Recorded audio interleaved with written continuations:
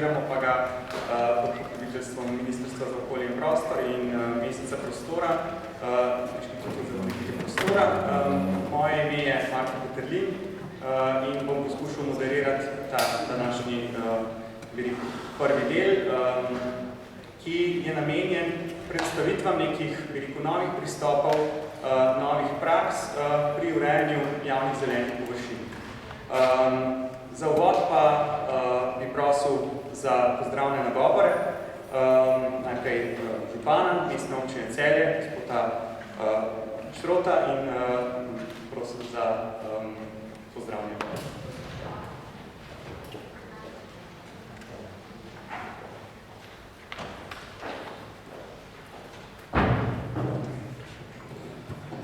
Lep pozdrav, spoštovane gospe in gospodje, vsaki gostje, prisrčno dobrodošli v Knežjem mestu, v tej čudoviti dvorani Celjskega narodnega doma. 120 let mineva, odkar je bila narejena in predstavlja pravi zgodovinski pomnik slovenstva v našem mestu. Namreč, takrat, ko je bila zgrajena, so bili slovensko govoreči prebivalci v manjšini primerjavi z nemško govorečimi. Zelo vesel sem, da ste si za kraj današnje konference izbrali naše mesto, ki je verjetno tako kot vsa industrijska oziroma postindustrijska mesta zelo občutljivo, če tako rečem, na ravnanje in upravljanje z zelenimi površinami. Jaz sem prepričan, da so naši prebivalci še malce bolj občutljivi kot pa recimo tisti, ki živijo v Kranjski gori in v Logarski dolini, ki se pravzaprav nikoli niso soočali s problemom industrijskega onesnaževanja. Naj povem, da v mestu skrbimo za preko 50 hektarov zelenih površin. Gre za parkovne površine, gre za nezazidana stavbna zemljišča, zemljišča v cestah, prometnicah, za okoli 15.000 dreves, da vsako leto poskrbimo za podsvetličenje mesta, kot temu rečemo, da vzorno skrbimo za naše parkovne površine, da vsako leto prenavljamo in na novo zasujemo urbana drevesa in podobno. V celotno shemo upravljanja z zelenimi površini so po mojem mnenju zelo dobro vključeni tudi naši občani, ki so, kot sem že rekel, zelo občutljivi na to tematiko. S tem smo se soočili recimo ob prenavljanju starega mestnega jedra, ob dilemi ali nadomestiti 3 malce starejše platane z novimi, za drugačno ureditvijo trga ali pa ne. Mesto ima že od 2004 poseben portal, interaktivni spletni portal, ki ga imenujemo Servis 48 ur, na katerega lahko občanke in občani naslavljajo vprašanja, pobude, predloge, kritike in velika večina teh vprašanj se nanaša ravno na zelene površine. Čeprav tu mnenja niso enotna, pogosto se soočamo, kadar urejamo neko območje, da bi si nekateri želeli še malce bolj radikalnih posegov, češ moti nas listje, moti nas senca, drevesa so zatočišče insektov, drugi pa seveda odločno takim posegom nasprotujejo. Zelo težko je ujeti pravo mero. V mestu se zelo dobro zavedamo več funkcionalnosti zelenih površin. Gre seveda na eni strani za ohranjanje narave, varovanje okolja, v veliko večji meri pa so te zelene površine namenjene pravzaprav sprostitvi, preživljanja prostega časa, rekreaciji, zdravemu načinu življenja in še čemu.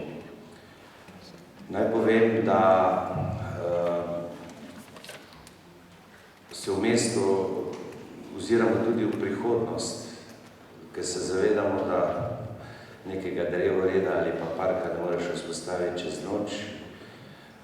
Tako da, primer, v severozahodnem delu mesta že več kot 30 let varujemo z prostorskega vidika na večjo površino, preko 30 hektarov, vsega območje, ki je danes sicer še kmetijsko območje, ampak se že ves ta čas imenuje Sončni park, čeprav parka ni še ničesar vidnega na sami lokaciji.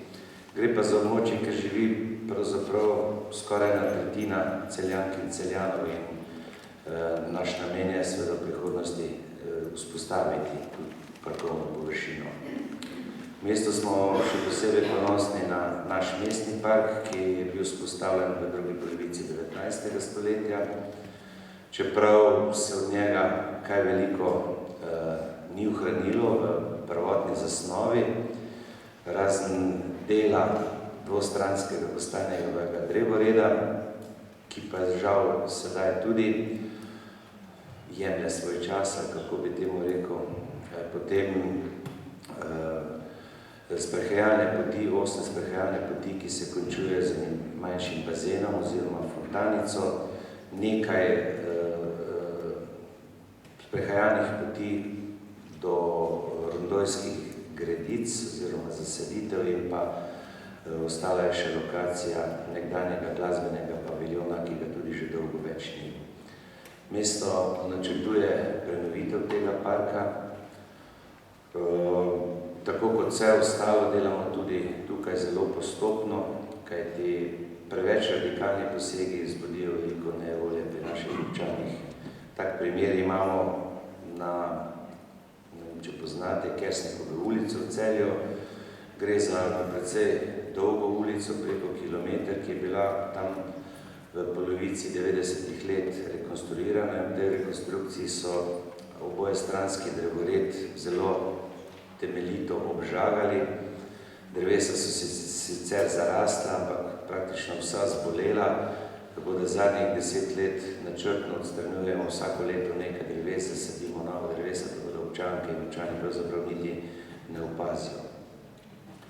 Nekaj podobnega nameravamo z našim mestnim parkom, ki je tudi kulturna dediščina, tako da tu sodelujemo z Zavodom Zavoda za varstvo kulturne dediščine.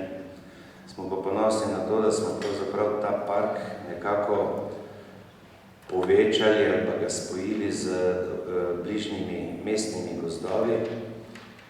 Mesto Celje je eno redkih mest v Sloveniji, ki ima v svoji lasti zelo velike gozdne površine, preko 300 hektarov. Velik gozdni kompleks se nahaja v okolici Celjske koče, kjer so sicer rekreacijske površine. Velik del teh gozdov, sploh nad mestnim parkom, okoli 60 hektarjev, pa je v neposrednji bližini mesta. Mesto je že leta 1996 sprejelo odlok, s katerim je te gozdove zaščitilo kot varovane gozdove in izključilo ekonomsko funkcijo in hkrati omogočilo lastnikom, da od mesta zahtevajo odkup teh gozdov. Te gozdove smo v naslednjih 15 letih pravzaprav se odkupili, sedaj so tam sprehajalne poti, gozdno igrišče, lansko leto smo postavili drevesno hišo, atrakcijo, ki je bistveno povečalo obisk ljudi v našem mestnem gozdu. Kako vse te površine urejamo? V preteklosti smo najemali zunanje izvajalce. To je bila družba Vrtnarstvo Celje, ki je žal šla v stečaj, tako da smo bili soočeni z izzivom, kako urejati te zelene površine. V mestu namreč ni bilo podobne gospodarske družbe, tako da je potem del teh funkcij prevzelo naše javno podjetje, ki ga imamo sicer skupaj še s 3 občinami okoliškimi, in ureja parkovne površine, skrbi za drevesa, za odsvetličenje. Velik del urejanja javnih površin pa smo prevzeli sami. V okviru občinske uprave organizirali režijski obrat, v katerem imamo preko 20 ljudi zaposlenih, nekaj za stalno, nekaj velik del teh ljudi pa na javnih delih, in ti skrbijo potem za košnje, za urejanje poti, pregledujejo otroška igrišča in podobno. tak način reševanja oziroma upravljanja in vzdrževanja zelenih površin je tudi cenovno ugoden za mesto. Mislim, da smo v tem času, to je nekje 10, mogoče nekaj več let, dosegli tudi zadosti visok strokovni nivo zaposlenih v tem režijskem obratu. Tudi tehnična opremljenost je dobra ali pa zelo dobra. Mogoče ste opazili, v medijih letos smo kupovali traktor, so se mnogi šalili, kaj zdaj občina potrebuje traktor, tega seveda ne rabimo zato, da bi se vozili na sestanke ali pa na službo. To je delovni stroj, ki ga imamo v režijskem obratu, načrtujemo prihodnje kupiti še kakšen podobni delovni stroj. Jaz bi si osebno seveda želel, da bi lokalne skupnosti imele nekaj več denarja. Ne spada med tiste ljudi, ki jamrajo. Se to menda zdaj ni več moderno v tej državi. Ne? Je pa res, da zadnja leta se te škarje nekako zapirajo, da so lokalne skupnosti, ki so pravzaprav odgovorne v celoti za urejanje teh javnih površin, se znašle v dokaj težke finančne situacije in ko je treba tehtati ali bomo denar namenili milijone evrov za obnovo mestnega parka ali pa za različne socialne programe, seveda tudi v mestnem svetu ni veliko dilem, ampak jaz sem prepričan, da vse zelene površine vzdržujemo na dobri, na dokaj visokem nivoju, da so prebivalci mesta zadovoljni, da jim je to nenazadnje tudi dober zgled. Se veste, če je nekaj zanemarjeno, se hitro še v okolici pojavi kaj zanemarjenega, pa se pojavijo vandalizmi in podobno.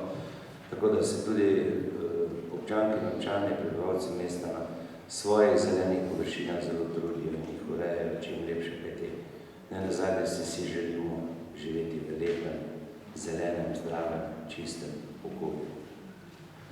Jaz vam želim prijeten dan v Celju, uspešen svet in se vam zahvaljujem.